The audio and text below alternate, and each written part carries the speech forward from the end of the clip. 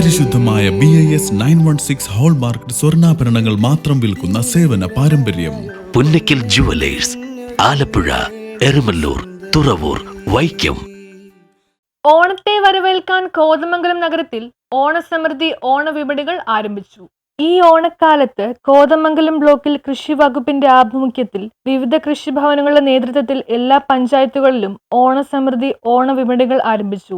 ഓണത്തിന് ജനങ്ങൾക്ക് ആവശ്യമായ പച്ചക്കറികൾ പൊതുവിപണിയിൽ നിന്നും കർഷകരിൽ നിന്നും സംഭരിച്ച് വിപണികൾ വഴി വിതരണം നടത്തുന്നതാണ്. ഓണക്കാലത്ത് അത്യാവശ്യ പച്ചക്കറികൾക്ക് ഉണ്ടാകുന്ന വിലക്കയറ്റം നിയന്ത്രിക്കുന്നതിന് സർക്കാരിന്റെ പൊതുവിപണികളിൽ വില നിയന്ത്രിക്കുന്നതിനായി ഇടപെടുന്നതിന്റെ ഭാഗമായിട്ടാണ് ഓണച്ചന്തകൾ കൃഷി വകുപ്പിന്റെ ആഭിമുഖ്യത്തിൽ ആരംഭിച്ചത്. ഇതുവഴി മെച്ചപ്പെട്ട ഉൽപ്പന്നങ്ങൾ ഗുണഭോക്താക്കൾക്ക് ലഭ്യമാകുന്നതിനും ഉൽപ്പന്നങ്ങൾ ഉൽപ്പാദിപ്പിക്കുന്ന കർഷകർക്ക് മെച്ചപ്പെട്ട വില ലഭിക്കുന്നതിനും സാധിക്കുന്നു. സെപ്റ്റംബർ 1 തീയതി മുതൽ 4 തീയതി വരെ 4 ദിവസങ്ങളിലായിട്ട് ഓണസ്മൃതി ഓണവിപണികൾ കൃഷിഭവനങ്ങളുടെ ആഭിമുഖ്യത്തിൽ ഓരോ പഞ്ചായത്തിലും പ്രവർത്തിക്കുന്നത്. ഓണവിപണിയിലേക്ക് വേണ്ടി കർഷകരിൽ നിന്നും നേരിട്ട് സംഭരിക്കുന്ന പച്ചക്കറികൾ പൊതുവിപണിയിലെ മൊത്ത വ്യാപാര വിലയേക്കാൾ 10% അധിക വില നൽകി സംഭരിക്കുന്നതും ഓണം വിപണിയിലൂടെ വിൽപ്പന നടത്തുമ്പോൾ പൊതുവിപണിയിലെ ചില്ലറ വിൽപ്പന വിലയേക്കാൾ 30% വരെ കുറഞ്ഞ വിലയ്ക്ക് ഉപഭോക്താക്കൾ ലഭ്യമാകുന്നതാണ്. കൃഷിഭവൻ തലത്തിൽ പ്രവർത്തിക്കുന്ന ഷോപ്പുകൾ, പച്ചക്കറി ക്ലസ്റ്ററുകൾ, കൃഷിക്കൂട്ടങ്ങൾ എന്നിവയുടെ സഹകരണത്തോടെയാണ്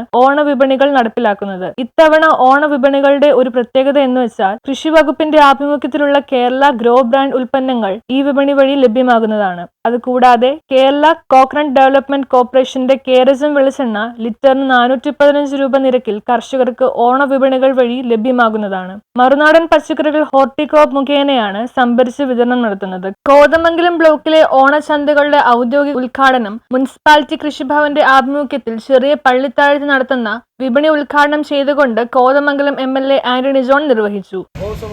കഴിയുന്ന നിലയിൽ കേരളത്തിൽ കൃഷി വകുപ്പ് ഏതാണ്ട് 2000-ഓളം കർഷക ചന്തകളാണ് ഇന്നു മുതൽ പ്രവർത്തനം ആരംഭിക്കുന്നത്.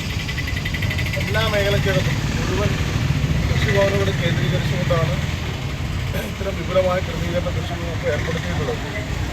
ഇത്തരം വിപണികളിൽ കർഷകരിൽ നിന്ന് ഏതാണ്ട് 10 മുതൽ 20% വരെ കൂടുതൽ വില കൊടുത്ത് അവരെ ഉൽപ്പാദിപ്പിക്കുന്ന ഉൽപ്പന്നങ്ങൾ വാങ്ങുകയും അതോടൊപ്പം തന്നെ പൊതുജനങ്ങൾക്ക് 30% വരെ വില കുറവോടുകൂടി കൊടുക്കാൻ കഴിയുന്ന നിലയിലുമാണ് ഈ കർഷക ചന്തകളുടെ പ്രവർത്തനം ക്രമീകരിച്ചിട്ടുള്ളത്.